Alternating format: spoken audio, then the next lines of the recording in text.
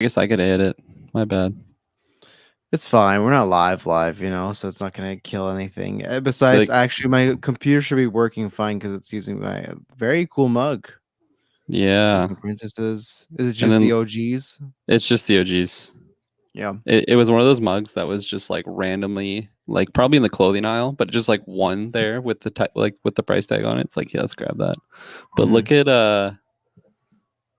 look at Snow White's head. Hold on. It's like, Ooh, let it's me seen try. better days. Oh my god, how did I do it? Yeah, it's like oh. Yeah, I see it. It's divided. Yeah, she's looking like a Silent Hill character. Yeah, maybe that's Yeah, why it was just there. It was like the defect mug, so there's only one. yeah. Well, glad we hit live for that. No, I Yes. actually should be fine because I'm using my fucking shit camera there. So You look it'll. good, actually. It's not as bad as I thought. Maybe just because No. the lighting. Yeah, the lighting's not set up for this camera and the height of it, and I don't like it because you can also see my door slash the light switch. I don't Why don't like you the just light move switch in the shot. your is it your laptop? Is that what you're doing? Yes, but then it's like, look at that, look at Dude, that that's what I wall. have to do. So I have to like slide right into the corner, so I'm a little bit more Yeah, centered. but even Desperate then, even if times. I'm centered, that's fine. But it's like Your this posters aren't. this right Yeah. here, not good. So the light switch. Is your other one zoomed in more? Yeah, I have an option. This not so Oh, much. that's nice. Yeah, I don't That's have an why I. option for this one. I was That's why I. telling. Oh, go ahead. No, you go ahead. Oh, that's why I want that low profile mount eventually, because that would be Mm, handy. Right now, I yeah, need to put it on the table. I was shopping for a new cam because I was telling Taylor when we were streaming, I'm like, I want to get like a just one that probably has different options, so it's like it Mhm. can be a little bit more zoomed in, like what you're saying. And then with this one, especially for streams, I'll just like point it at Marco's bed, have a little Marco cam. I'm like, that's how you get the subscribers. You have your cute Exactly. puppy on stream. Mm. Hello, ladies and gentlemen. Welcome back to the James Bond retrospective. It's been a long time for you patrons. This is why you go over to Patreon, because if you could have got the first episode of Casino Royale, literally year and somewhat ago, we recorded that February of 2020, right when we thought the movie was coming out. Luckily for you people on the live feed, you just heard Casino Royale, and then the next week after, you're hearing this Solace, and no different. But I am the shaken not stirred Trash Snail, and I'm joined by. The Strawberry Fields, Kirkland Patzer. Yeah, it's crazy. We did this. We were doing this in preparation for Bond. Bond was like the first one that get delayed, and then we had just a plethora of movies get delayed and delayed. And it's funny, and patrons and everything like that. And people have said this before. So they've wanted us to do the Bond retro. As people know, my life is busy, but we had 3 movies, and I said, Kirk, like, okay, we got till October 9th. I think we can get it done, and we're think we'll, because after this will only be 2, so it's doable, but it's an under a Oh yeah, pressure situation, but we can spread them out. So listen, fans, we did it for you because we've actually had the Bond, like the Craig ones, like a few people have brought them up multiple times. It's like, well, it's his last one, we may as well get them done, we may as well do them, and I'm gonna be watching them anyways because the movie's coming out in a month. Fingers crossed, hopefully this time, even though I did see a trailer that was like, finally the wait is over, Bond now. So they're going full-fledged into it. So where's your excitement now, a year and some later? Like I said, we started the Bond retro in February 2020, and here we are, September 2021, re-upping the Bond retro.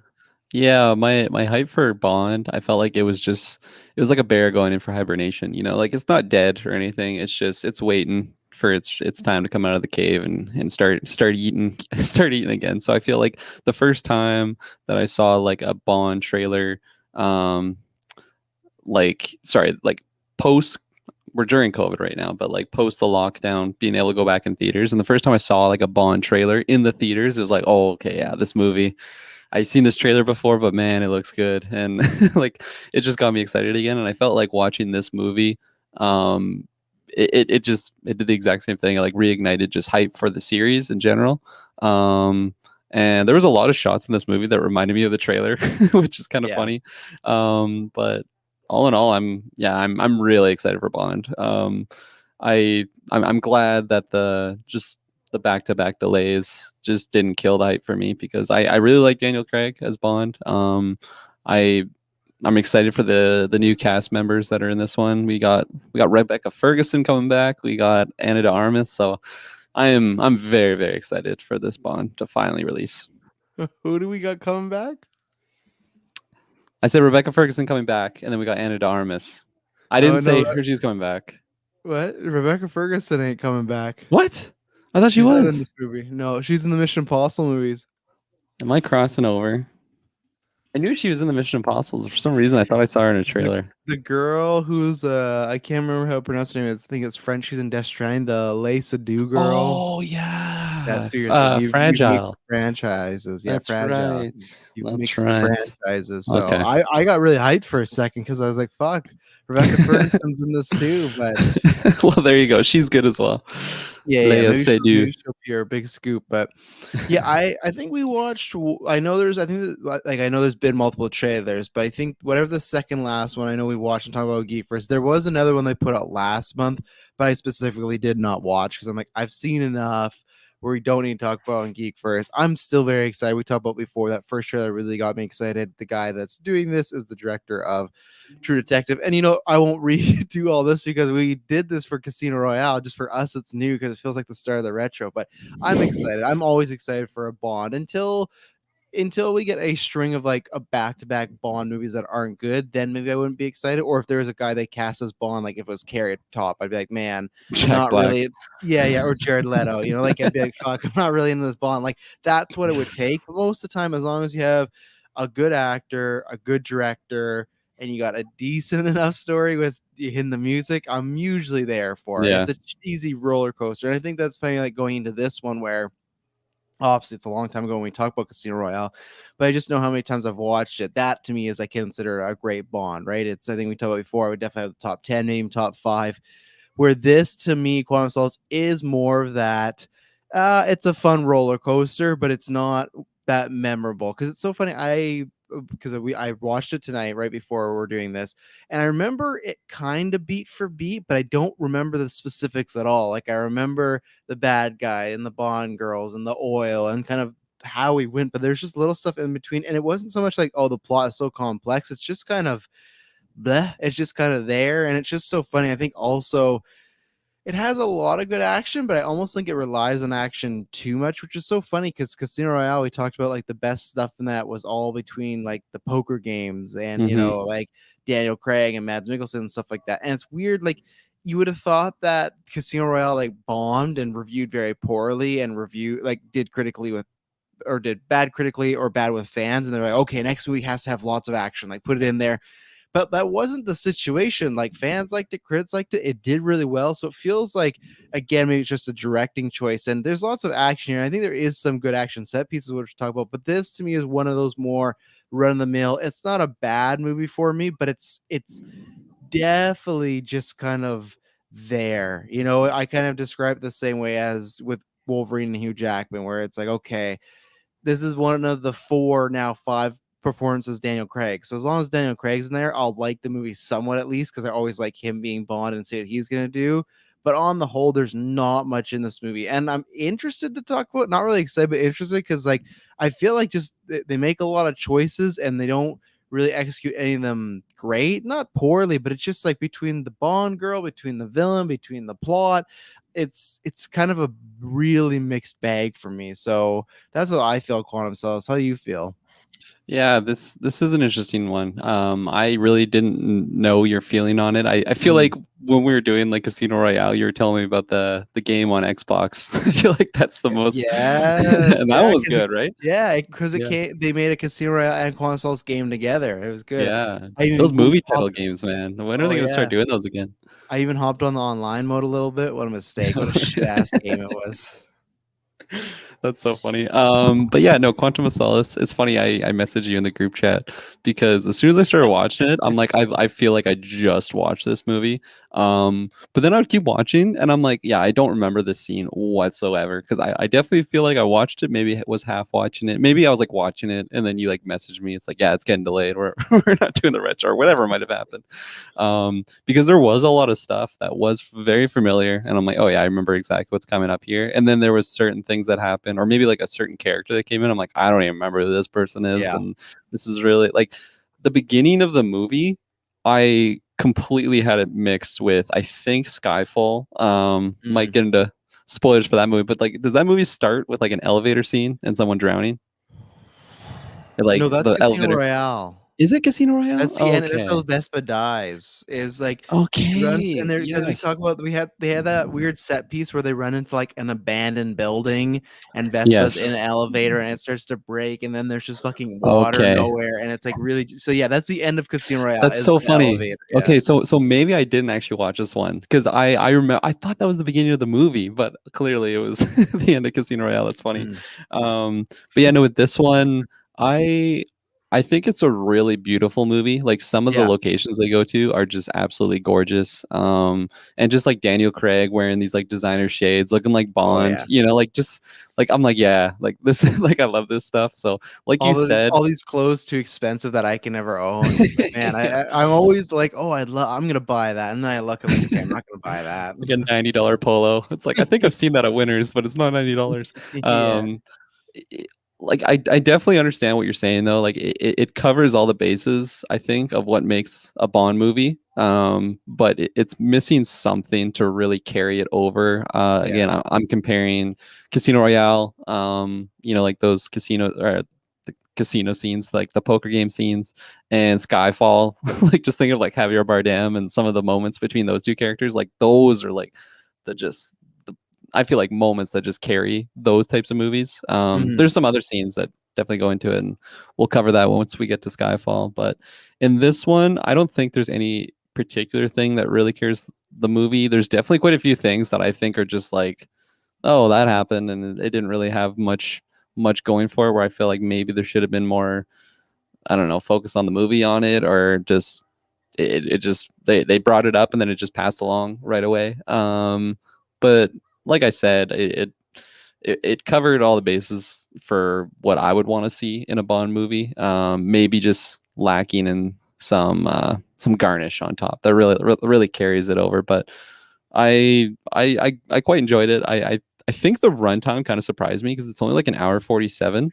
Yeah, I was surprised because I was like, okay, I'm gonna need lots of times to watch this movie, and then I was Hmm. hour 47. Yeah, I was like, Yeah, okay, and honestly though, it feels longer, and it's yeah. not like a bad like I don't think it's bad or poor movie. Just there's just scenes that go on for a while, and they just Hmm. linger, and then nothing really happens, and you kind of go, okay. But I'm surprised for an hour 46 movie, it feels like a 2 hour plus movie, you know? Yeah, and like early in the movie, I was thinking about later in the film when Bond and Camille are like at that compound, like kicking ass and stuff. And I'm like, that feels so far away. Like I feel like this is gonna be like a 2.5 hour movie. And then I just paused. I actually paused the movie quite a few times, so maybe that's why it took me so long, and it also felt that much longer. Just because new puppy constantly distracting me, and I have to take him out and stuff. But anyways, there was quite a few things that happened in the beginning of the movie that I felt like, oh wow, we're jumping around really fast and we're just getting all over the place. So like it just seemed very dense with content. And then it would get to, I don't know, some slower moment, like what you just said. Like there was certain stuff that just felt like we were in that spot for so long. Like Um, when Bond and her crash that plane and they're just in the like cave for yeah, a while talking and like it's nice because we're hearing their like their origins of why they're here, but it's just yeah. it just feel and it's not even that long. I think it's only 5 minutes, but it feels longer. And she's like cold, and they put on a Hmm. jacket, and they're talking about revenge and being like Yeah. bloodthirsty and stuff. And it's just like okay, I feel like we kind of like I feel like they really try to act like the general being the bad guy for her is like some secret. Like the very first time we meet her, they establish that like Yeah. something bad happened here. We get the specifics, but there's that. Any scene like, and probably people know that I'm not a fan of the villain by saying this, but I feel like almost any scene with the villain feels too long, and especially when he's just talking business with people, like especially when he's scenes with the general, it's just I guess I just don't care. He's one of the most like lackluster villains I think we've ever had in Bond because it's just like Yeah. I can't even name you a scene where it's like he's interesting once, it's Hmm. just he's just kind of he's there, When we first see him, like when Camille goes and talk to him, in my head, I totally thought he was like the side villain in this movie. I thought there was another He big feels like bad a side villain. because he's just, yeah, he feels like it, and he's so forgettable. Yeah. Like the way that they like kill him off, it's like nice. Okay, that was kind of cool. Yeah, it But was clever, again, yeah. yeah, it was clever, but it just because there's other villains that they like take out, and it's like, oh, okay, they took the bad guy out. Oh, okay, I feel it's a movie. I feel safe, like they took care of that evil guy. But this one, it's just like, I don't know. It's just he's pretty lame in my opinion, Yeah. especially when we can compare him to some other villains and just these movies that are out already, just the Daniel Craig ones. Yeah, and that's the thing where I really like that scene, and like obviously, if you've not seen the movie, then you can just listen along, or this is not the time that this retrospect as we go into full spoilers. I think it's clever the whole he gives him the oil can, and it's kind of fitting. The whole movie's about oil in a sense. It's about like really ends up being about stuff, but like they kill fields with oil and stuff like that. And I like the idea that he's not going to kill him, but it's just kind of like you got to kill yourself and everything like that. So it's clever, but there's like a sense of being anticlimactic because like they just off screen are like, yeah, they found him with a can of oil and whatnot. Then you have the general guy who's not that interesting. He's just like a terrible person. And I think the movie made a big mistake. I don't know about big, but I think they made a mistake by not having Bond catch Mr. Green at the end because you have that, and then they have the whole scene with Vespa and his like the boyfriend that wasn't her boyfriend that was using her, like that whole setup of the Vespa's boyfriend that was using her, and they were kind of in love, was it felt very tacked on. It felt like we needed a lot more than what we got, but Yeah. Bond like goes to him, gets him arrested, everything like that. And then like so he just gets arrested, and then I feel like the real people they kind of say that Mr. Green or whatever, what is the bad guy's name? I've already forgot. It is Green. No, Green, but what's the main bad guy? The guy we thought was a side character Well, who gets Dominic Green, right? That's the okay. Oh, Mr. White. Sorry, that's who I'm thinking. Mr. Oh, White is Mr. White. Yeah. that's the one. I think that was a mistake because so like Green is like associated with the organization that was kind of responsible for Vespa dying, right? But it just kind of feels like he's just like exactly that guilt by association. So like when he gets taken out or Craig beats him, it's like okay, he got a bad guy there. When he gets Vespa's boyfriend, there's not enough to me backstory of a meaning for him to make that feel like justified. And then Mr. White just is non-existent in the end of this movie. He's just gone and stuff like that. So at the end of the day, you could make the case of like, oh, well, that helps his anger going for it because he never gets that. But I think just as a movie, it just kind of ends. And you're like, okay, and he's off to be 007, and that's fine. I like the ending where it's my favorite thing in the movie is almost every character is like, Vespa, she really loved you. Like every character is saying over and over, and he just doesn't want to have any of it. It's just so funny. But I think that's the problem with the villains, that all of them, other than that being clever, the whole movie is about his rage with dealing with the death of Vespa, which I don't think he's that rageful. Like, I'm not saying I needed him to freak out and yell, not that, but I just feel like for the most part, he still acts like Bond would. He's still pretty cool and calm, collect. Anytime they're like, what is Bond doing? How's he doing this? It kind of all works out in the end. So it never really Yeah. feels like, oh man, he's off his rocker. I think they could have done a little bit better than that. And I think that's the problem Yeah. where lots of it's about Vespa, and we get a resulting ending, and it's just, and maybe that's what they're going for, to make you feel like a little empty. But I think the whole movie, again, I think there's almost too much action going on, so it feels like the Vespa stuff is just kind of lingering around from the last movie, where they, I think, want you to feel like it's a big part of this movie, but not really. The big part is still like the spy espionage and everything.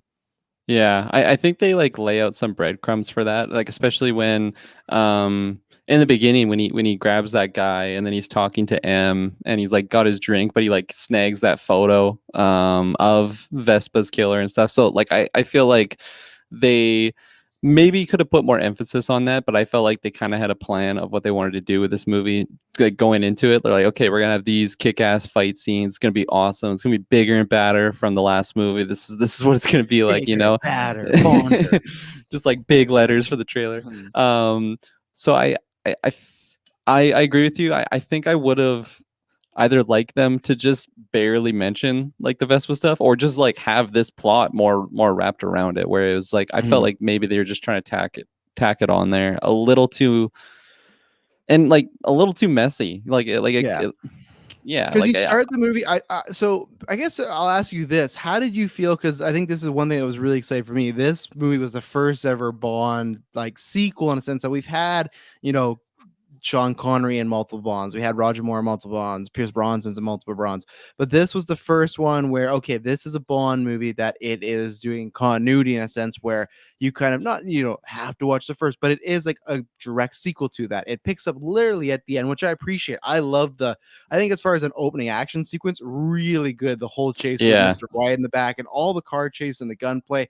That's awesome. I remember in the theater when I saw something like, fuck yeah, we got another great Bond on our hands right here. And even when he opens the car, it's like, it's time to get out. And the theme hits like, dun it's just like, oh yeah, this is here we go. And then I Yeah. like the scene, they sit him down and you're starting to learn about this organization and about Vespa and stuff like that. And that's where it's like, it's all about White and this organization. And then it's so funny because on the table there's a picture of Vespa and her boyfriend, and Bond like quickly snatches the picture like a fucking creep. Hmm. I know why he does it, but like it just seems kind of creepy in the moment. But I feel like that's the whole movie where you have this big organization and action going on, and then Vespa is just like a little picture on the side of the table where Yeah, it's like it's exactly. around, but it's not like you didn't need it. But how did you feel about, because you've seen other Bonds, how do you feel about this one being an actual like direct sequel? And now Skyfall's not like a direct sequel, but it still kind of plays off the end event. Spectre is for sure a direct sequel, and then this one is. So they've kind of the whole franchise made the more sequelized in the past, where it's Hmm. just been, you know, a solo adventure of Bond facing Right. some sort of criminal. Yeah, it's interesting because like when did the first one come out? Let me pull that up. Casino Royale. 2006, I think. Yep, 2006. Good one. So 2006, can't quite remember what age I was at. Probably like still maybe at the end of like pre primary school. Mhm. What's it called? Elementary school. There you go. And I felt like maybe I had seen like one Pierce Brosnan movie at that time. So like for me, I was kind of growing up with this, and for that reason, I felt like maybe it wasn't too much of an abstract idea of like having like sequential Bond Yeah. films. Because like I said, I'd only maybe seen like one, maybe two, like on TV at some point, but I wasn't like, oh, I want to see the Bond trilogy or something, you know, like I want to see all the Bond movies in sequential order. That never really crossed my mind. So just having Daniel Craig's Bonds actually go in order, it wasn't anything new to me. I did like it, and I remember looking forward to this movie because I must have mentioned it when we did our Casino Royale. Holy moly, Casino Royale retro. I really didn't like that movie when I first saw it. I Mhm. think it was just too slow for me. I couldn't appreciate like the slow pace of the movie. I just wanted the V12 Vanquish, you know, like cool gadgets and like Yeah. stuff like that. Invisible car. Yeah, and then in Casino Royale, his car gets totaled. They're playing poker for like that long. He gets tortured. Like our main badass gets tortured. It's like, oh my god, I The hate this last movie. act of the movie is just like Bond and love, like just like Yeah, I'm ready to leave it all. yeah, exactly. So it's like, I think I prefer some more Yeah. action. So I remember when this one was coming out, I was like, holy shit, okay, this is really cool. And then by the time we got to Skyfall, I had maybe just grown a bit of appreciation for like Mhm. more dialogue driven movies, more character based movies. So I remember just fucking loving that one with Heavier Bardem. Yeah. So we'll talk about that when we get to that episode. But it just talking about this being a sequel, I thought it's phenomenal. Like I said, like I really did not remember the opening of this movie, so the car chase was really exciting. You know, we get the Aston Martin kicking ass and all that stuff. And then when he opened the trunk, I didn't think he was going to be in there. And Mhm. then at first I didn't even realize who it was, and then I kind of clued in. It's And him. He's just that's how he transports her now. Get in. He's her bodyguard, yeah. Yeah. Uh, But yeah, no, I thought it was a good job, and the way this one ends, you know, it's not really cliffhangery. I'm trying to think of how Skyfall begins. Does it start with him just like walking down the cold night? no, it starts with him on a mission, and that's why like I kind of like that because like this was a direct sequel, and I feel like the ending kind of goes, okay, now you're gonna get the Bond you know and love, right? It's like he's back on the mission, he's doing side quests, or not even side quests, but just like he has that one mission, bad guy. And like I said, Skyfall refers to some things in this movie, but really doesn't have much to do with it. But then after Skyfall, Spectre, and now No Time to Die are direct sequels. So Skyfall ends up really only being the only one that feels like it's by itself, but I like it as an ending as far as especially at this point, it's only Craig's second Bond, so it feels like he's really Bond this time. Because like the Mhm. whole idea of Casino Royale, they pitch as like it's supposed to be almost like an origin for Bond, right? And this is the fallout where it's like, okay, he has no girl anymore. He's gonna put that to bed. You're not gonna hear about Vespa, even though you do hear about Vespa later on. You know, he has the catchphrase, he has the guns, he has the license to kill and stuff. So it feels like I like that in the sense of Skyfall, or it feels like it sets up Skyfall like he's going to be the Bond you know and love, and it works because like Mhm. Skyfall, spoilers, is my favorite Bond all time, so that's kind of fun. But yeah, no, it picks up on him doing some other completely different mission. Hmm.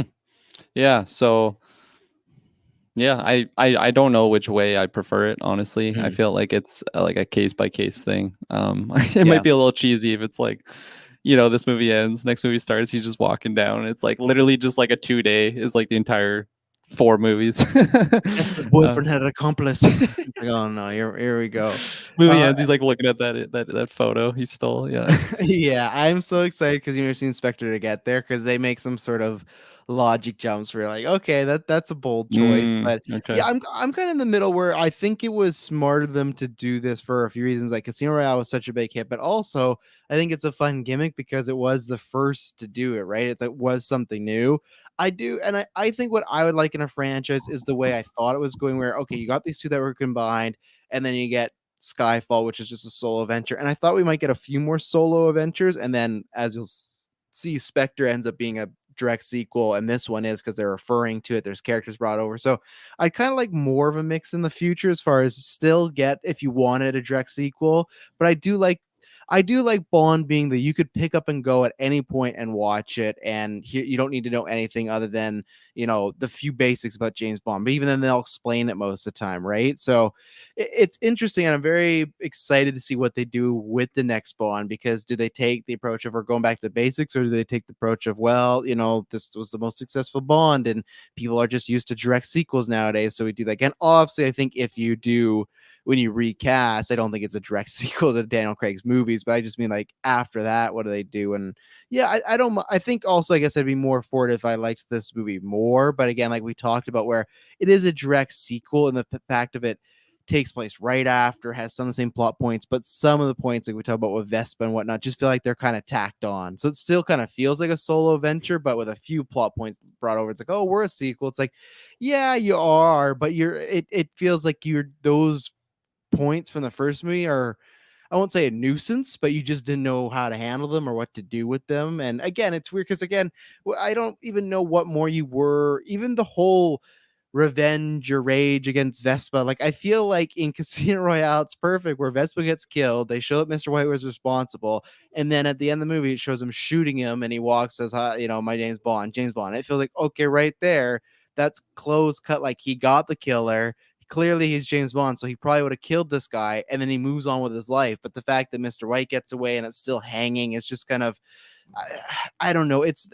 I don't think you need the Vespa stuff in this movie, really. He's still the same womanizer he was before. He's still the right amount of anger. So I don't know. Yeah. I'll stop going off, but anytime we bring it back up, it's like, again, why do we exactly need? I think what they're going for is to make him a stronger character, or at least some sort of arc. It doesn't really get there. I think it just ends up being a Bond adventure movie, which is not a bad thing. Yeah.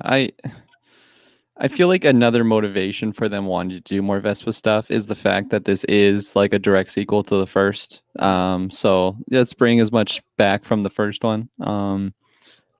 And again, like that's kind of me playing devil's advocate the whole thing because I'd prefer them not to. But Well, I and yeah for me, it's like when the perfect example is like the whole movie, like we talked about. I said where it's like mostly about this quantum of solace, and then we have like the Vespa on the picture table, whatever, and that's about it. That's why I feel like the Mathis stuff really sticks out. Like I don't mind it. I like their back and forth, but it feels like the film for a second just takes a direct detour and like, okay, we're really gonna get Vespa heavy right here. We're gonna talk about how she loved you. We're gonna talk about how she sacrificed herself for you. Bond can't sleep, and Mathis are talking about that. They've obviously had this like journey together in the first movie where Bond thought Mathis was a snake and he wasn't, and then that got them killed, all this sort of stuff, right there. So they got history. But there's just that moment with I can't remember, what's her Bond, what's the girl's name that helps them out? I know she's Taskmaster now, fucking Christ. Camille. Yeah, Camille. So like when she just walks up and Mathis is dying and he throws in the trash can, she's like, "That's how you treat your friends." That's how I feel the movie is, where we just walk up on the situation where it's just like we don't have all, like, we have the context because we're the viewers, but it just feels so out of the blue, and it just feels like we really have to wrap up some stuff with number one. But again, that's why I don't actually understand why Mr. White's not wrapped up. But the Mathis stuff, I liked the Mathis character. But when he just got like killed off screen and Bond found him in a trunk, much like Mr. White, I was like, this was all pointless. I don't think we needed Mathis here. I don't think it really added anything more.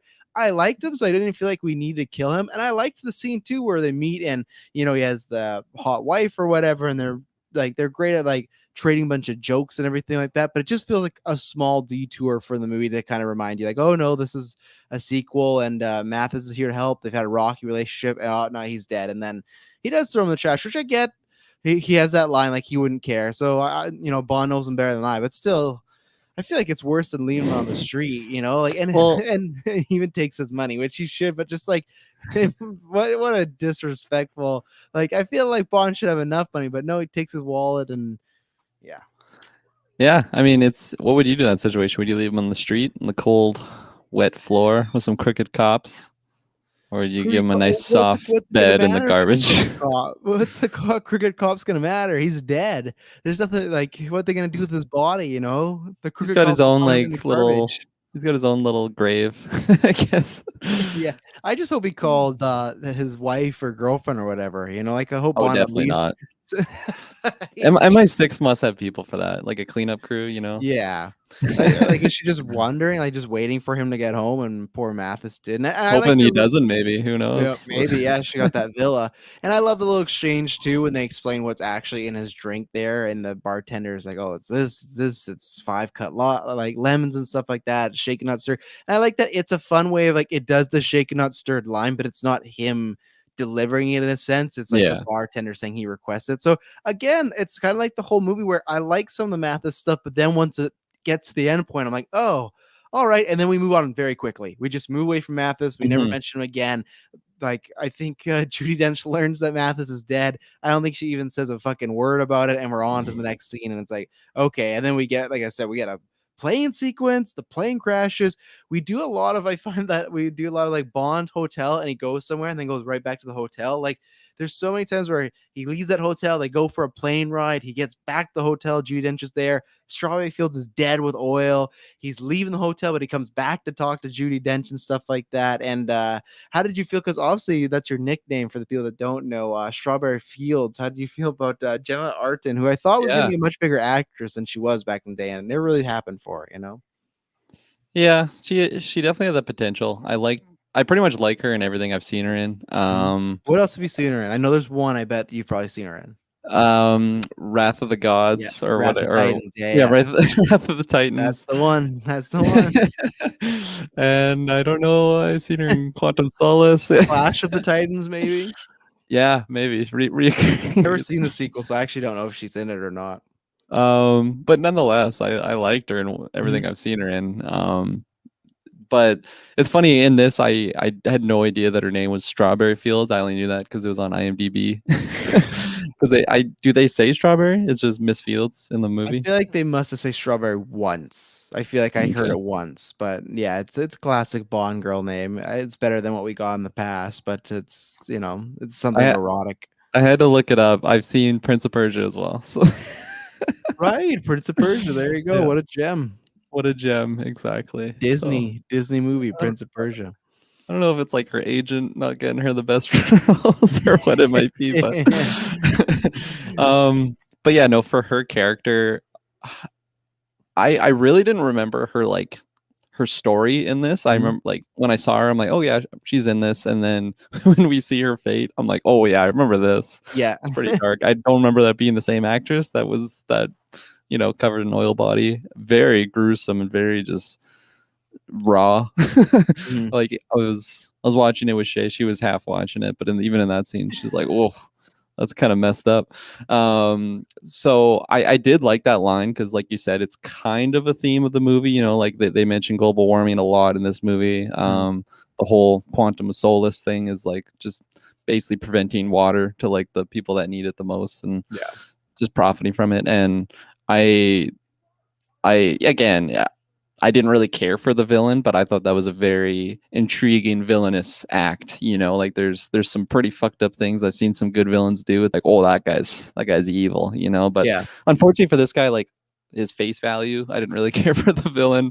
There's a lot of moments, like I don't know if you remember specifically, but when Bond is they're at like that opera and he kind of like thwarts their plan and then he Mhm. faces off with him in the hallway and just the guy's like face like he does not look like the head honcho of a villain, like No. he looks like goon number one that has to go fight Bond. Like his face is just he just looks so scared in that moment. It's so funny and made me laugh, and there's a few other moments where his face just I'm like, this guy's just not that intimidating. And I get it. No. You can have villains that aren't looking intimidating, but they're just the way they act or their line delivery just makes them really creepy. I didn't think this guy had it that much. Like I said, the scariest thing he did was something that happened off screen. We didn't even see him do it or anything like Yeah. that. So um but anyway, I'm kind of getting off track. That character, I thought she was fun. It again, like she kind of just fit the role of like a Bond girl, but I still liked it when he was like just schmoozing. She's like has to watch him, and then of course Daniel Craig being all a hot commodity gets her. What does he even say? He's like, Come I need help finding the stationery. It's Yeah, like, oh, what a yeah. She line. just gives a smile, and the next time you Yeah, see her, she's half naked and everything yeah, like that. And I do like that. M throws it back in her face, like she was just here to drop you off and leave, and you yeah. had to, you get her involved in this. And it's like, yeah, at the end of the day, she did make the choice and everything. But I was still like, okay, if that was her job, like she was gone for a few days, no one was He wondering, got a like, where's job. He got a job. yeah, like she goes to the party with him, like why did no one be like, "Where's Strawberry Fields?" Like she didn't show up for work, so it's kind of weird. I like the oil too because obviously it's like a classic kind of tribute to the Goldfinger story, like when they paint the woman in gold and everything like that. Which I learned there's always this urban myth that when they did that, the actress died. I learned a few years ago that's not the case. People have just made that story up. That's just a complete lie. But for How many people years, did it's you like spread? Were you like, can you believe that person actually quite died? a bit actually Yeah. throughout my life. It was a fun fact. And then I think the actress like literally tweeted like, "No, this is not a real thing. Clearly, I'm still here."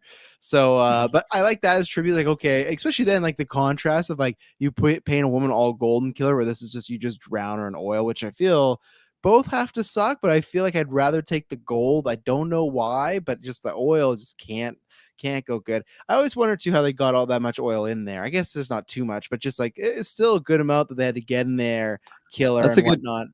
It's a good question because in my mind, I pictured her like being somewhere else, like them putting her in like a pool of oil. But then I'm like, wouldn't there be a trail? And I've only had this thought when you just brought it up right now. They Maybe they walk brought in like the a tank. hotel and there's just like a whole trail in the Bond's room, and the guy's like, "Fuck! Like I hate my job. Like there's just oil leading this guy's room. Like what do I do?" And then they open up the door, they see this woman covered in oil. Like I don't know what this guy's into, and he just closes the door. Like that would suck to get that. I've never had to get oil out of a carpet. No, you would have to just cut that out, I think. I don't That's know if what you're getting M's that really out. mad about. And not only did you kill her, Yeah. like This is our my bill, room. yeah, yeah, yeah, and the bills were being shipped from this hotel are ridiculous, James. Come on now. But like, so like, I like her, but I think my problem is they definitely just put her in there so James Bond can bang somebody because they have this weird thing with Camille where they don't want James to have sex with her. Like they don't want her to be a Bond girl, but they want her to be a Bond girl because she's doing all the action and stuff like that. And then we get that. I hate the scene. I really do. Where they're in the car saying goodbye together, and she just gives them this like awkward, stiff ass kiss. And it's like that wasn't needed at all. I wish anybody that was watching it was like, let's just cut this kiss with Camille. It just doesn't work. And the only reason I thought it could have worked is, oh, they did that and they're going to bring her back in the future. They never bring her back. So it's weird and I don't like it at all. So I feel like they just like, oh, we need to hit the trope of like, well, he's gonna hook up with somebody. I think it would have actually worked in this movie if he didn't, because he's still getting over Vespa. And I know that's the point of James Bond character, he's a womanizer, but like the idea of Vespa being the one true love, and then this is like literally, I don't know, a week or two later, and he's jumping in bed with Strawberry Fields. Now, this is after he's learned she's like a bad agent and Vespa lied to him. So I get it, but at the same time, clearly the movie established like he still loved her no matter what happened, right? He got, and then like I said, Yeah. they do reveal that she fell in love with him. So here's my thing about the boyfriend. it's revealed that the boyfriend was using her, right? Because they even show like the other girl, he's given the same necklace and everything like that. Like it to me, it's like, did Vespa didn't know this, right? That what? Sorry, The what? boyfriend she was with was using her, right? It was a double agent or something. Um, Because where I'm always fuzzy on the details is, unless, and please someone in the Discord, YouTube, wherever this always drops, let me know it, if unless Kirklin's about to tell me. Like I've always took it as like, okay, so she had this boyfriend, and the big thing was the Vespa, or the bad guy was, the boyfriend was also working for bad guys, and he kind of sells her out, stuff like that. But the thing is, like, I don't think they ever infer that Vespa knew about that. So it seemed like she had this boyfriend. She was in love with this boyfriend. She went on this mission with James Bond and fell absolutely head over heels in love with James Bond. The fact that she was going to run away with him, obviously, those plans don't happen. So that's just my question. Did she know the boyfriend was bad? Because if she didn't, man, she was just going to fully dump that boyfriend, no problemo for James Bond. Now, I get it, it's Daniel Craig, but that's always been a weird thing for me as far as like she's kind of in this relationship, but then there's Bond on the side. Again, I think that whole boyfriend thing is a weird kind of storyline, but yeah, I don't think she knew. I don't remember a line or anything when her be like, just having that realization, or even them talking about yeah. that she knew that he was a double agent. Because just what an unlucky lass, eh? Like if she just, I don't know, didn't meet Bond, didn't meet this double agent, like she's like a magnet to these spies. Yeah, pretty much. Very intriguing. How different her life could have been if she just didn't meet these people. But yeah, no, I just talking about like that last scene with the boyfriend stuff. I don't think we really had to be there. Like it is a scene that has some fun moments in it, but like I feel like most of the fun moments are something we've already seen before. Like Bond just in a room, lights off, Yeah. lights turn on, got his gun. Like it's That's just okay. how I Casino Royale kind of starts, is Yeah, like in that black and white scene, you know. So again, it's like a yeah. fun tribute, but it's like, do we need? And like you And said, there's cool then moments. I like when he's like, "Oh, is this my friend had one that looked like just like it?" yeah, You know, and that's fun. shout out to Canadian Intelligence. I didn't even know we had one of those, but Yep. I always like to hear the Canada name, I especially in a always like Bond to movie. hear we're out there with They MI6. didn't forget about us. Yeah. And One then movie, he's gonna go af- to Canada and he's gonna need yeah, us. I feel like if anything, what the scene provide is maybe some growth in the character of Bond, Yeah. because like a thing in this movie is M not being able to control him. A lot of people claiming that he's just a loose cannon. Has he turned? He's just killing people. Like this isn't really cool. And then this is the one person you think out of anyone he would have motivation to kill because of what Mhm. happened. Didn't happen. Goes outside. I'm like, did you kill him? No. And then I believe that's where she drops the line of like, we found Green in the desert, 2 shots in his head, which means Yeah. like what, one of his rivals got him or something. 100%. Yeah. Yeah, and then belly full of oil. And like I like that back and forth. So So he drank that I oil to kill yeah. himself, and then those people pulled up and fucking Oh, shot I him. You know? I took it as like he's so fucking thirsty or something that he has to just get some liquid. I don't know. Maybe he's a smarter guy than that. Maybe Because I just would it be better to just dehydrate and die of thirst than drink oil? I feel I like I would think just the take idea though with dehydrate. the oil, I guess at least the oil maybe puts you out of your misery. It might be awful, but you might be dead within an hour. Where the dehydration, you might be hanging on for a few days, not days, sorry, but like a few hours, just in the Yeah, desert. You know, like again, that's a fair shitty enough. situation, and he should have just waited for those guys to kill him because that would have been nice and quick. But Yeah. no, he drank that oil Maybe still, he waited like hours, and then he's like, okay, just as he's about to die. I'll Then he just has to, drink this." yeah. Drinks it. 49 minutes go by. Maybe it takes 55 to die. The next Mhm. thing you know, some guys in an SUV pull up. At What happened, Green? least they shot him in the head. That's nice. It could have been Yeah. worse, like in the Yeah, that's stomach. true. They took him out. But Yeah. that shows that like, and I do, that was always the fun thing with this movie. Like the name Quantum of Solace, it's a cool ass name. Like it just, you hear that, like that's a James Bond title. And I do like the idea of, it's a classic Bond trope, right? But like the whole everybody's around, everyone's watching. We got a person everywhere. Like M says that line of like florists say that, but that doesn't mean they have a person working in every store. But they set that up early on. Like, I can't remember. Oh, I think it's Mitchell, her little assistant. He's bad, and she's like, I bought him a Christmas mug, stuff like that. But Mm-hmm. they said like all these multiple people, and I like the opera scene for that. I think there's some like, yeah, like you said, the villains are the greatest there, and I think there's some artistic choice that they're trying to make it feel very artsy, where they're splicing the opera-ness with the fights and everything like that. Like, if you it's funny you referred to her, but if you want to see a great opera scene, go watch the one Mission Impossible with Rebecca Ferguson. That is like it done like primely done. I do like the idea though of Bond calling all these people up and they're getting out and he's like taking the pictures, which maybe in MI6 that makes sense. I don't know how you could like take a picture of someone's face like this, completely covered up, and then it makes a complete full image in seconds. So maybe you Oh guys had yeah. that tech. That's great. But I, I like that. I think it's like a fun, clever Bond thing that he doesn't have to do action for. But then immediately we get a big action scene. So you go, okay, we're doing this. Which again, I it's not bad. I like Bond action, but I loved it though because I completely forgot about this mobile device. He had a yeah, Sony Ericsson, which is like totally made me think like middle school days. It's like it's just such a old phone in my yeah, eyes, and he's just like pulling it up, like you said, on his zoom, ear. like just like he's got like an ear, and it just deciphers to like this guy, this guy. So Mhm. the technical side of it was kind of funny, but like the scene as a whole, maybe not as a whole, but like when he gets the earpiece, like when he arrives, just like classic Bond faction or fashion, shows up, just swipes a suit that fits him perfectly, just Yeah. finds just and then takes that other guy out, and like the way he just fucking ripped that door handle off, Oh it's like yeah. holy shit, okay, this guy's got guns, but There's one funny scene too at 1.2 when he's just like running through a restaurant and someone's like shooting a gun at him. What are those people thinking that are in the middle of their meal? Like this guy just ran through, someone's just shooting. There's some like very fun like set pieces of if you don't think about it, or if you do think about it, it's just it's a good time. I had a couple of those realizations. I'll shout them out after after I'm done with this Mm, opera scene, just because um I really liked when he like gets up on basically like the catwalk, and then yeah. he's just like watching them, and like the opera had this like giant eye that was like going Mhm. down, so it was fun because it kind of just seemed like something's watching, and then Yeah. you look up and then he's actually up there. So I think artistically it was kind of fun there, and I like the idea of like he just like calls them out and then they all get up and then he's just like taking photos of it.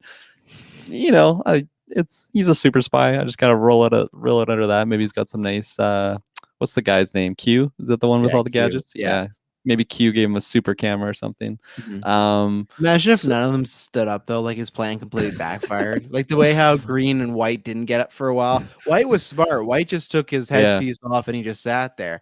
Everyone should have just played cool. Like Bond didn't know he was there. And that's what I with White when they showed that scene, I was like, okay, he's still around. So clearly at some point, like Bond's gonna get him. He's gonna find him. Hmm. And he never does. But like I did like that use of him showing like he's a bit smarter than everyone else. And yeah, it is a fun Yeah. scene. Yeah. No, absolutely. And then maybe where it kind of lost me is just like when he confronts um what's his name, Green, like in the hallway there, and then like just his reaction to it, like it kind of just pulled me out a little bit. But what immediately followed that is like when Bond just bolts and then they chase him and like all the audio just turns off. I just really like that. I thought it Yeah. was just a really fun little, I don't know, way to just boost the action. Like there's no auditory sense. It's just you're engaged in like a full on chase as if like your adrenaline's going and you can't focus on anything else. Mhm. At least that's the way I took it. But yeah, I don't know. I really liked the spy aspect of that scene, I think. Yeah. And then just before I don't know, do you have anything else to add on the opera? I was gonna just before I forgot those other scenes that kind of No, go like you ahead. mentioned in I the think I said restaurant. everything I need to Yeah. do on So the big eye. similar when he's like chasing that guy after he tries to take out M and he's just like in the crowd and like the dude just turned around like completely just shot someone and like everyone's just like still looking at the horses and everything. I get Yeah. it, like it's pretty chaotic, like there's a lot of stuff going on, but like I think I would notice if someone just got shot right next to Yeah. me. So like that That was kind of, loud.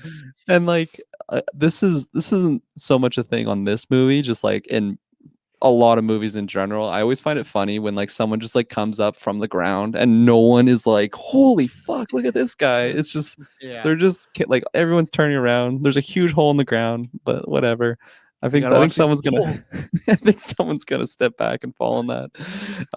Just think about like the collateral damage just that he 100%. causes in these scenes and stuff. And a And glass house, whatever they were in, they completely fucked up. Like the roofs are broken. The oh like yeah, those construction workers are gonna show up the next day and be like, "What the hell happened?" oh my god, no kidding. Yeah, they decimated like the rafters, the Yeah. glass, all that stuff. Well, that chase scene was definitely, and that's where I think it wasn't a mistake, but that scene was definitely. We talked about this in the first Casino Royale. The retro for this was they had that great chase scene of Bond chasing that guy throughout. I can't remember wherever they are, but it's like then they run through the crane and it's Bond doing a lot of parkour and stuff like that. Like it's Hmm. just like this great like 15-20 minute segment of just like Bond chasing this guy, and it's thrilling. I don't think this is a bad scene, but that's them definitely trying to do this again here, where it's like they ran on the roof, they're running through the bull track, they're in the Hmm. sewers, but it just doesn't have the exact same oomph. I do like the ending. The ending of that when he's holding the cables and he pulls it and he like turns around and shoots. They use that for every single trailer. I I swear, every remember, single yeah. yeah, every single trailer, TV spot, teaser. It Totally. would end with Daniel Craig pulling that rope and flipping, and it's a cool shot. So I get it. So I'm not saying it's a bad chase scene, but I think it's just one of those that they tried to replicate that first one, and it just never, it to me didn't get to that level where that scene is like one of the best chase scenes of all time. Well, it's a pretty solid one, but I think like yeah, the locations kind of, I don't know, made it a little cheesy at times, but it's still some solid action here. Yeah, absolutely. A scene that kind of followed, maybe a little bit after that is when he's, where does he even go when he goes to find Camille the first time? Do you Well, remember? he pretends he's like, remember they're gonna be with some like broker or something like some scientist, and he like takes that The persona on, and geologist, yeah, yeah. geologist, right? Thank you. And then Camille picks him up, and then they just go to like a boat launch. Like all the characters Hmm. just hold like hanging out of the boat launch for the next 10 minutes, and then they, and then like It's a long time. I didn't even think about that, but just like from Daniel Craig's perspective, like he's just chilling on the bike, like just watching yeah, everything there's that's like going on. he's watching, and then we get this 5 minute scene of Camille, and then we just get a shot of Craig just he's still just on the bike, like seriously looking at me, looking at the camera, and it's just like, and I don't like the scene because like it's like, what's going on here? Well, Camille's just like, you tried to have me killed, and Green's like, yes, I did, but walk with me, and it's just like it. There's no,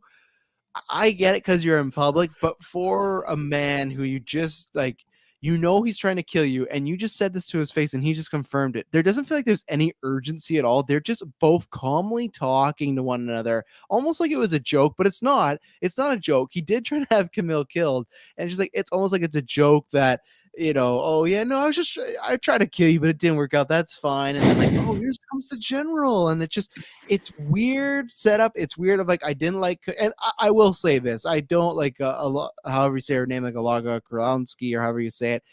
She's now Taskmaster, and now she's this.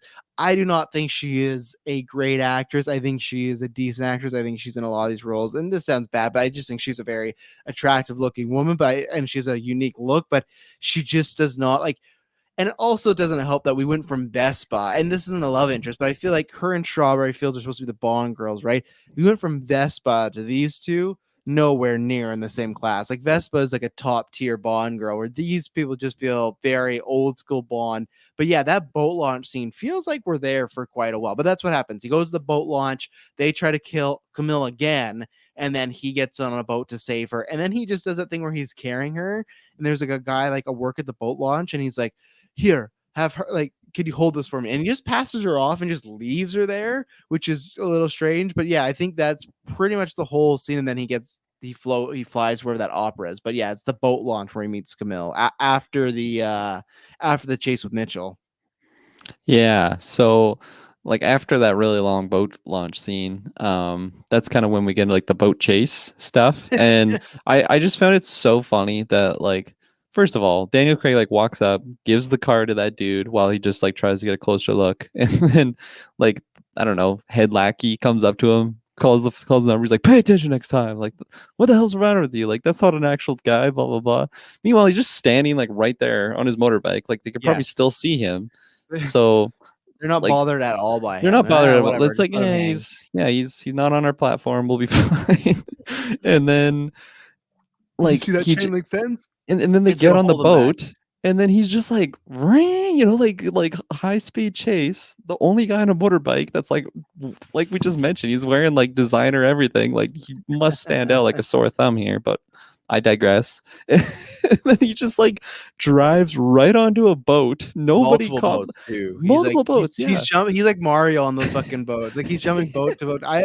There's one point where he went from a boat to a little boat to Camille's boat. I just laughed out loud. I was like, I get it, but like I was like, this is fucking Oh ridiculous. yeah, no, that's what I mean. Like there's moments like this. I'm like, how does no one fucking see this guy? Meanwhile, they like just noticed that some sketchy dude came up and gave like a card, just very random. Just so like On, that. Like on a I get it. skill tree, he definitely has like cloaking as like a high. It's maxed out, you know, Oh yeah, like those in video games, like stealth games, when it's like, oh, you get extra 10 seconds before the oh enemies know yeah. you're there, like a middle go solid or You can something. just sit That's down like right in front of them or Yeah, that's something. what Yeah. Daniel Craig has. He can ride a motorcycle past people and they don't fucking care at all. So like when that was going on, like again, the first time I saw this movie, I was probably just like, action, this is Yeah, yeah. awesome. But like now that we're actually like I've seen it before, like more dissecting it a little bit more, it's like, oh, this totally slipped my mind before, and it Oh totally yeah. just stands out. It's so strange. And I remember when I got to the theaters this movie, I was like, "Oh, just as good as Casino Royale." I loved it. And I was in love with this movie. More, no, I wouldn't say I Camille's love better this than movie. best, huh? The Yeah, best friend. I was just more. Yeah, exactly.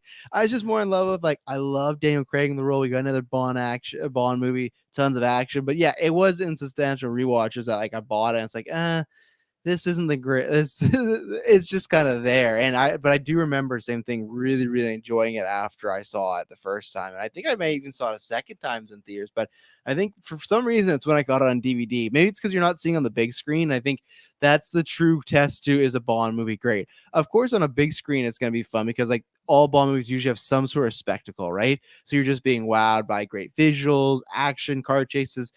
The real test is, yeah, what happens when I got this movie and I was still living at home. It was like, what happens when I watch my 32 inch, you know? And when I watched my 32 inch, didn't have the same effect, and it still doesn't now. And then I got like a 60 inch. It's still like, okay, yeah, this movie's here. Yeah, yeah, well said.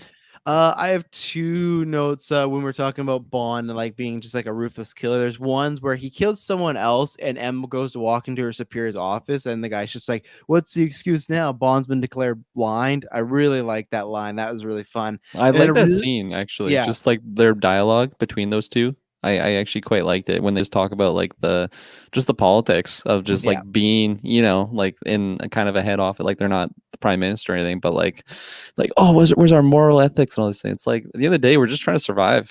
Like, yeah. like there's no ethical lines when you get into running a big country like that. So it was I really like their dialogue there. Unless Bond has his bike, he's gonna have to kill some people, you know. That's the thing. And then the other line I really liked is at the very beginning when they have Mr. White, they're like tying him up, they're gonna interrogate him, and M goes like, "Oh, the Americans wanted Lashif," and Bond's like, "I gave them Lashif." She's like, "You gave them their body," and then he says, "If they wanted his soul, they should have made a deal with the priest." And I really like that line, and Hmm. he just delivers it so coldly. Like he's so good. He's just taking a drink at this moment. He does not give two shits, but it is like I think he's completely right in this situation. Like I feel like it's kind of I get it. They want the information, but it's pretty selfish. This guy who's working with terrorist organizations, like like you're not going to get these people back alive. You're pretty lucky if you do, and you're lucky you got Mr. White. But obviously that doesn't last for a while because for a guy that got shot in the leg, I know he probably had some help, but he definitely got away pretty good, you know. And M got Yeah, shot, she got shouldered, you know, but she made a good recovery, so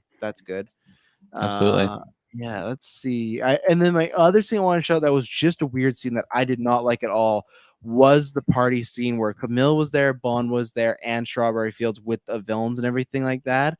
And again, it was one of these things they're trying to do like, oh, hero and villain are facing off in public, and they make like little snide remarks at each other, but like no one knows they want to kill each other. But there's this one moment where it's 30 seconds of just hijinks, and we're back in the Pierce Brosnan era where Camille and Green are talking, and they're on this ledge, and this ledge is apparently broken, but there's no tape around it. There's no caution tape. It's not like this is a party with a lot of people that could be older, a lot of people that are drunk. So you would think there's this stone edge that literally, if you push your weight on it, it starts to break. They've not taped this off at all. So there's this really cheesy scene where Green is talking to Camille, like kind of threatening her, and he gets her in the corner of this stone patio, and he starts to put his weight on the thing. And one, Green, smaller dude, and two, like I said, I just don't buy that. What was like, and Bond interrupts it. He's like, oh, he has some sort of like clever line, right? But like, so what was Green's plan? He was gonna fucking lean on the stone patio till it breaks, and then Camilla just be dead. Oh my god! Like, look what like it was just weird. And then what follows up is you have Green's like little tall agent guy who has the wig. He's walking past Strawberry Fields, and then Strawberry Field just trips, and she's like, "Oh my goodness, I didn't see you there." It's just like a weird minute of just stuff going on, of like stone patios being broken, strawberries, like she trips the guy, and then like to put the chair on top, when he falls and gets to the end, his like wig goes flying off, so you can see it's a two, like it's weird. It does not feel like the seriousness of the Bond movies. Like I said, the patio one bugs me the most, because it's just, you're telling me there's a stone patio that could break at any moment. They're just leaving unsecured in this high like $1 million party. But I think that's my last big note. It's like that party scene was just, it was just weird. It didn't work. I don't think it worked. They wanted it to be the intimidating hero and villain face off in public and slyly like have this like moment, but it just came off as a little corny to me. Yeah, I agree. That definitely stood out. Just the fact that like the whole railing, like at first I didn't even notice it was broken. I'm like, he literally Yeah. just like almost threw her through this Mhm. like brick or cement, whatever the freaking material was, like a It's heavy. solid railing. Yeah, exactly. And it was very strange because, like you said, what happened if his plan like worked out? Like Yeah. she's not gonna scream, and everyone's like, "Ooh, what the fuck did Like, you just do?" I guess they're kind of maybe going for there's that scene in Batman Begins where Bruce goes to Carmine Falcone and he pulls a gun. Carmine pulls a gun on Bruce, and there's like cops around and judges, and he kind of just says like, "I would shoot you right here and no one would say anything," and that's power you can't buy. So maybe the idea is he could have done it, and because he is so powerful, people would have just wrote off like, "Okay, he didn't do it." But it just came off as a little cheesy, and Bond stopping and everything. So it's I guess it's just it does in a previous Bond movie. I think it would have fit in the universe that they're starting to set up. The more realistic, kind of almost inspired by the Jason Bourne movies, feels a little off. But that's all my notes. Other than I got some trivia. Well, I guess I have one more thing to ask you, but then I got trivia. What else? You got anything else? Um, it kind of threw me off that David Harbour was in this. Totally forgot about him. Red Guardian, the Um, Watcher yeah, teaming up. yeah, exactly. I like Felix. I like him. He's a Yeah, fun like character. I like him as well. Yeah. I didn't really understand his like angle that he was coming from it, because he just seemed very weird at first, and then when I don't know, I feel like I I just think forgot because about this character. yeah, they don't have much for him. I think the idea is he's with the CIA and they're like willing to work with Green, and he's the only one being like, this guy's shady as fuck. It doesn't matter what he has. We shouldn't be working with him. But David Harbour's just like, no, it's fine. It's gonna be okay. And he's Just just playing. representing like that stereotypical American, Yeah, yeah, with like big mustache and everything. like Yeah. I'm happy it's David Harbour, but like he has no like there's no character here. He's just No, some sort of yeah, agent guys. But it's great to see that, to see how far he's come, because it's just absolutely. like he was just this little bit role. But I love the little back and forth Felix and James have in the bar, and he's like, you got 30 seconds. Like, well, that doesn't give us much time. He's giving him all the details. He's like, one more thing, what? You got to move your ass. And he gets up and people are shooting at him, which again, like I get it, I guess, because James Bond is dangerous, and I think it's more just because of movie action, and I think that's what I don't like about this movie. Literally, he's like, "You got to get off your ass," and when he stands up, the team that goes in the building automatically just start firing automatic weapons in this bar to try and get Oh Bond. yeah. They don't even walk in and just say, "Hey, Bond, put your hands up," and give him the chance. They were willing to just execute him on the spot. This guy was an MI6 agent. I get it because he's like rogue now, but it's just like they're willing just to shoot him down in front of all these people. It was very strange what was going on here. But and again, maybe I'm reading that wrong. Maybe that was also I bet it was probably a combination of Green's men too, who are bad guys. But still, it was, again, there's lots of things that happen in public that the public just kind of go, oh, there's a shoot, like some guy getting shot at. All right, I'm back to my meal. Like they don't react too much, but it's fine. We're That's living in yeah. Bond's world. Yeah, I don't have anything else.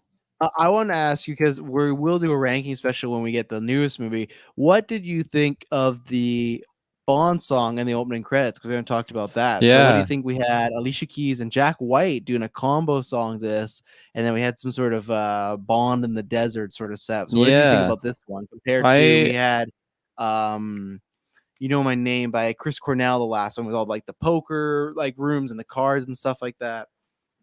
yeah, so I actually really didn't like this one. I I don't know what it was. It just felt kind of like thrashy to me, which is kind of strange because like you think that it would be like almost like a speakeasy type of like, like powerful singer, like I don't even know how to describe it, but it just it had a certain vibe that I was picturing and it just didn't meet that, which is interesting because like I'm a huge fan of Alicia Keys, so like as soon as I Yeah. heard her voice I was like, oh, okay, I recognize this. I think they But chose the right singer for it. yeah, My pick, because Emily was the same thing. Like, how do you feel about this? My pitch about this song is, I feel it's a good song. I don't know if it's a good Bond song. I think that's how yeah, I kind of feel about it. Where I listen to the song. I like the chords. I love when Jack White's going crazy. But as a Bond song, it's missing that like almost ominous, like epic feeling. It just feels like a yeah, rock song. Now, here's the thing: Chris Cornell felt like a rock song last time, but I felt like that had some sort of epicness, like an adventure to it. This feels more just. I like the combo. I think that could have been a good idea going forward. I think they walked away from it because I think most people share that kind of sentiment that it wasn't anything special, you know. But I would have loved the idea of like, hey, we could get two popular singers or something like that, put them together. right, Let's see what happens. But it's also two yeah. different styles too. No, absolutely.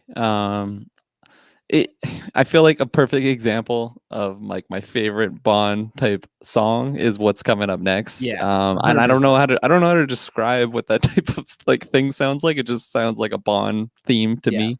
I don't know, maybe I'll have to go back and listen to like some of the classic ones and just compare because I feel like they had a lot more of the Adele vibes to them, if I'm 100%. remembering. Like I said, I Yeah. feel like they're more like operatic isn't the exact word, but I want to use that way. I Like I know said, what you more mean. Yeah. grandiose. It's just like, Yeah. but yeah, definitely pull up the Spotify, pull the Bond themes. They got playlists. I Hmm. throw them all the time. I Like Golden Finger, Thunderball. Like they have they have that 60s kind of Frank Sinatra feel to them, you know. yeah. Like I'm missing how what's that described as, but like Dean Martin, Louis Prima, you know, Sammy Davis Hmm. Jr., like they had like that's where the Bond themes came from, right? Where these classic kind of almost jazz singers in a way. Right.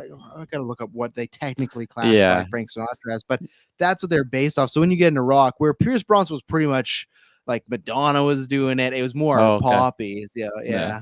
Fits the era, I guess. Yeah. It's just yeah, and because when I heard I think it was when Billie Eilish, like, released, like, the song for the new film that's gonna be coming out. So long ago now. Yeah, it has Thanks, it's crazy. Sinatra. Like, I get it because everything's pop, but like his main genre comes up as pop. This is not pop music. It's not Yeah, like I I don't don't think I know. would call it that. Traditional pop or classified as classic pop. I Oh, guess easy listening, jazz, swing, big band. I like big band. Big band to me sounds like a genre that fits those type of music back in the day of these guys with great big voices, band, yeah. girls with big voices, you know. Yeah, for sure.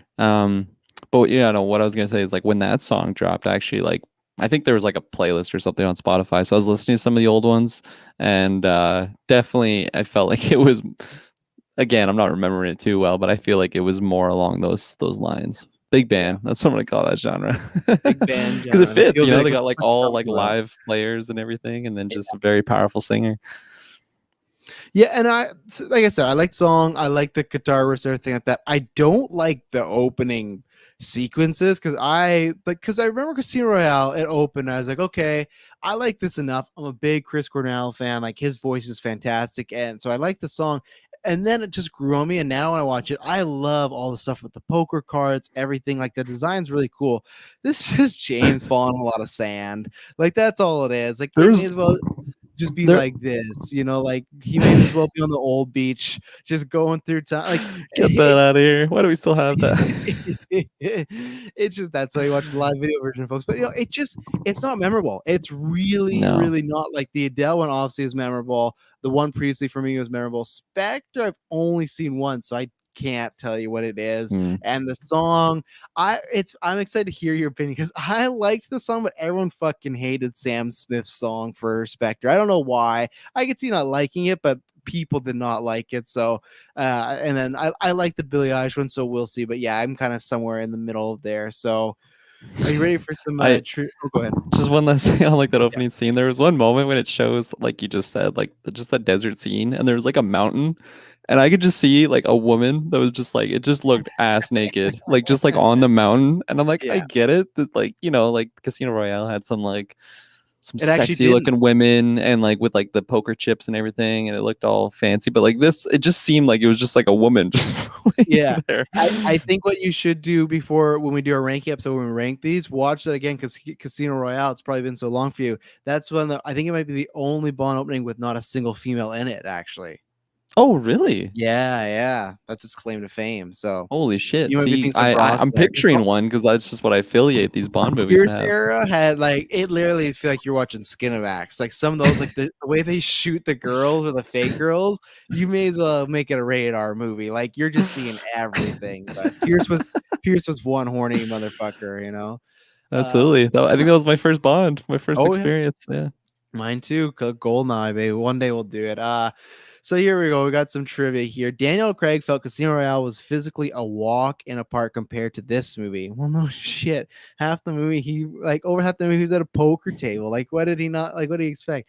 His training was extremely intense, involving more boxing, running, speedboating, stunt driving. He was injured 3 times in making this movie. There you go. That speedboating paid off. But like, I just feel like that's just such a dumb trivia. That's why I'd add it. Like, well, yeah, the first movie was all about poker. Of course, it's good. Like, whatever. I could have guessed that. To continue on this, he was injured 3 times during the making of this movie. The most prominent ones included an injury to his face, which required 4 stitches, another to a soldier, which required 6 surgical screws to be inserted in an operation, and his arm Jeez. in a sling. And then his hand was injured. One of his fingertips were sliced off. He laughed these off, noting they did not delay film, and joked his finger would enable him to have a criminal career. Though it had grown back, he made the comment. He also had minor plastic surgery on his face. Yeah, sure, that's because of the movie, right? That's what we're going with. Let's see. James Bond and Camille share a kiss in the movie, but do not make love, making the first time in the film franchise. So yeah, they don't. He does. This is the first time he does not sleep with a Bond girl, and that's why I felt like the kiss was unnecessary too. It's like if we're gonna do this, like they're not gonna hook up. The kiss was just, I don't know, feels like the worst kiss in the world. It's just rigor mortis, and it's just like, but It's forced on. It's tacked on yeah, because unnecessarily. why does she kiss him? Just wave goodbye. That's Well, it. it's same thing. I mean, without spoilers or anything, but like I was talking about that in our last movie review, Sun-Chi. There's a moment in like that happens that I was praising for, they didn't actually have a kiss. So I really like that. At the time this was made, this was the highest budgeted Bond film at $225 million. I'm not sure. We'll have to look up for Skyfall and Spectre. I feel like they might have beat them, but still, Casino Royale was a big hit, and right away, like, okay, you're getting that big budget. Here you go. So this is where it's interesting because this movie started to happen around like the writer strikes. That's why some of it got a little affected too. So this goes a bit into it. Daniel Craig revealed that the script originally wasn't intended to be as much as a sequel to Casino Royale as it ended up being. However, because the writer strike, they only had a bare bones of a script. Craig and Mark Foster end up rewriting a lot of scenes between them, with many decisions being made on the fly and at last second. Much of the content made as a direct sequel to Casino Royale was a last second addition. You can feel that 100% in this movie. Like, and I get it too, because it sucks that you have a production budget, you're gonna go, and then like there's a writer strike, right? And clearly the people that write the movie, they're not gonna keep writing because they're on strike. So like the fact that Daniel Craig and the director were just like probably having some late nights drinking, like that, like, and that explains all my problems with this movie, and that's why I kind of give it not a complete pass, but they were literally just like, okay, what do we do? Well, we could do this. It reminds me anytime of when we were filming Gauntlet and someone was sick and couldn't make it, and we'd have the whole night planned out to film a bunch of matches. Like, okay, well, we could do like a 3-way here, and then we could like do this storyline here to say why they're gone. Then we could do this. And I just see them in a room like, well, okay, like Vespa, she has a boyfriend, right? But the boyfriend's bad. He's bad. And he has a girlfriend. There's a necklace. Like, it's just so funny. Also, the title was chosen more or less at random, with Craig saying, Most of the Bond titles are meaningless anyways, and hoped it would sound intriguing. The title really didn't connect with the script they had at the time, and the revenge story elements made the title irrelevant or last second addition. So because the writer's strike, the sequel stuff was added, all the stuff that was added was last minute, and the title was just chosen because it's cool. Any thoughts on that? I mean, it is a cool name. I'll give them that It credit. is fucking cool. Quantum of Solace, you hear that? Like, that's badass. It is badass. I love the poster too, with like the 007 on Yeah. like the of Solace, and then the burning building in the background. I think it's just such a great looking poster, but the fact that it's just picked random. Skyfall, it's got meaning to it, Yep. and Spectre, haven't seen it. It does. It has meaning to it as well. Okay, there Yeah. you go. So yeah, I don't know what else to add on that. No, like I said, that just quote of being like, yeah, all those sequel things were last minute additions. Like, yeah, you can tell that's almost lots of problems with this movie. Daniel Craig wasn't fond of how the prediction went, or the production went, saying thanks to this film, he'd never do a movie without a script ever again, like nailed down ever again. So there you go, we got something. Out of the 400 women that auditioned, Mark Foster chose Olga Kolenko because she seemed the least nervous of them all. She spent 3 weeks training with weapons, learned how to fight, body fly, and form indoor skydiving. Kolenko dislikes filming stunts, but Daniel Craig's compassion helped her to carry. Yeah, it says compassion helped her to carry them out. She also trained with a dialect coach to perform a Spanish accent, which was easy since she has a good ear and can imitate people. She was given a box set of the DVD James Bond movies since she had not seen any of them, although James Bond movies are quite well known in her homeland. So she had never seen a single Bond movie before she started this film. So that's kind of fun. I kind of like that. I don't That's think kind you of cool, need yeah. to. Yeah, and I also don't think like when you're the actors and whatnot, because I know some people get mad. Like the guy playing the CW Superman right now is like, I hadn't seen Superman, and some people are like, you can't, you motherfucker. Like it's like, Oh no, yeah, I it's can just acting. totally Like see people having that yeah, reaction. it's just like who cares as long as they're good at the role, it doesn't matter. Exactly. This is the first James Bond film in the franchise that has no gun barrel sequence at the start of the movie, and the first to use it at the end, which I kind of like, because we talked about the end, how it feels like it's setting up for, oh, he's Bond now, he's going to be that super agent. So I liked it. I thought it was a fun choice, but I didn't know at the time that it had never been done before. So I noticed. Well, I just noticed it like not being in the beginning. I feel like maybe I was kind of looking for it because it's just such yeah, a symbol. it is. It's iconic. So here's to do with the song. Sir Paul McCartney turned down the offer to write a new James Bond song and recommended singer and songwriter Amy Winehouse for the job. Winehouse recorded a demo with music producer Mark Ronson. The demo was not used for reasons linked to Winehouse in an inability to record music at the time due to her well-publicized personal situation. And man, fuck, Ooh, that sucks, because yeah, that does suck.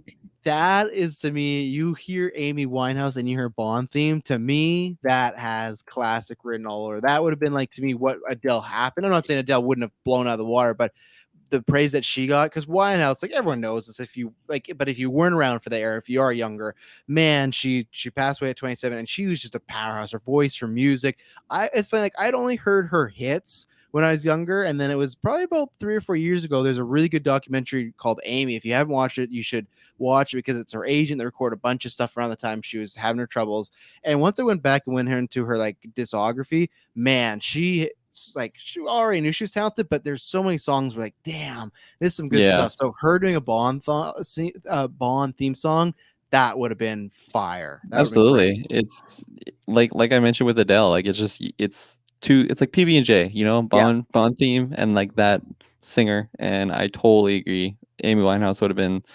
Oh, I Yeah. mean, such a what if with her entire Oh, life, pretty much, 100%. right? Yeah. But that's definitely upsetting that we missed out on that one, especially since I Yeah. really didn't like this one. Well, yeah, exactly. Like, and I like it enough, but if you were telling me like, hey, there's a version that Amy Winehouse could have been doing his songs, like, oh, Yeah, 100% I would take that. And the Paul McCartney's fun thing is fun because he wrote a Bond song. I think he Live and Let Die, I think, is the first Roger Moore Bond. So he did the theme song for that. So that also would have been kind of cool, like him like 20, 30 years later, like returning right. to do a song. But I get, it's cool. That's a fun story though, that he turned it down and said like, you should get Winehouse to do it. It sucks. It just sucks it didn't work out, like for many reasons, not just the Bond thing, but yeah, just what could have happened. Totally. James Bond's 11 costume changes required 420 pieces of clothing. There were 9 versions of every suit used in the movie. There were 3 normal, 3 battered, blood and debris, and 3 that were waterlogged, in addition to being battered with blood and debris. So they had 9 suits for every suit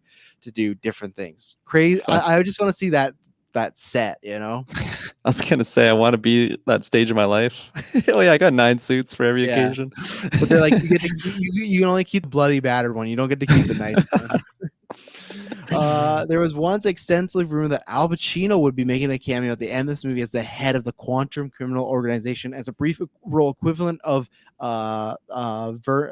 Blofeld. Apparently, Pacino was interested in taking the role of General Medrano, however you say that name, Medrano, the guy who was the bad guy that Alongo wanted to kill. Yeah, but it's interesting. I guess like the thing I like.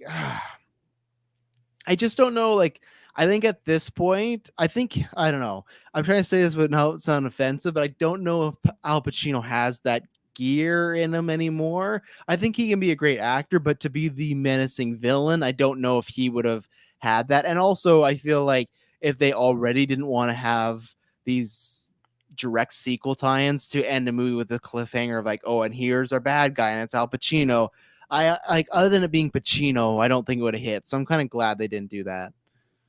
Yeah.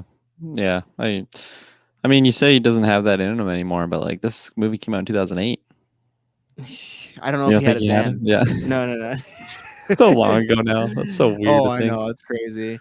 And then finally, this is the only film in the James Bond franchise where the Bond villain isn't captured or taken prisoner by one of the villains. Or sorry, where Bond isn't yeah, so it makes sense. Like, you know, it's kind of crazy though how many movies we got, and that happened every single one, but it didn't happen here. But you know, there we go. So, Kirkland Patzer, what would you rate this movie out of 10? Oh my gosh. Do you remember what I rated the first one?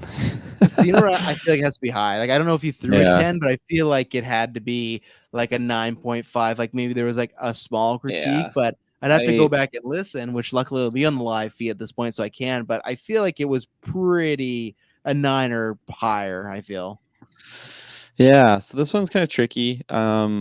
I like I said in the beginning, I feel like it covered all the bases for what I think should be a James Bond movie. Just kind of lacking in the villain department. But is that enough to really bring it down for me? Maybe it is. Maybe I'll give this one 7.5. 7.5. Okay. Because those like certain shots, like I said, just Daniel Craig as Bond wearing his designer shades and everything with like the beautiful backdrop and like just the color palettes of some of these scenes. I mean, it's no different from what we're gonna see in Skyfall and what I've seen in the trailer for No Time to Die. Like there's just certain set pieces that are just so similar in these Bond movies, but I'm like, that's just Bond, you know, like him just dressed to the nine, looking fine and ready to dine. Looking fine. Right now. Look at that. So like I just loved all that stuff, the action. We had some issues with the action, but all in all, like it's so well choreographed. The chase scenes are exciting.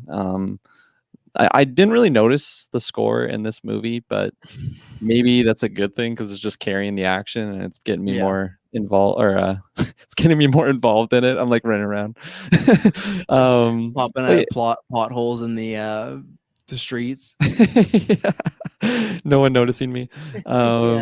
So, and like I said, like some of the moments with like giving Green like the thing of oil and like just some other lines between M and him, I really quite enjoyed, but I still think it is lacking, especially when you compare it to the other films, just in the Daniel Craig Bonds, not even including the other ones. So, I think I'm happy with that rating, 7.5.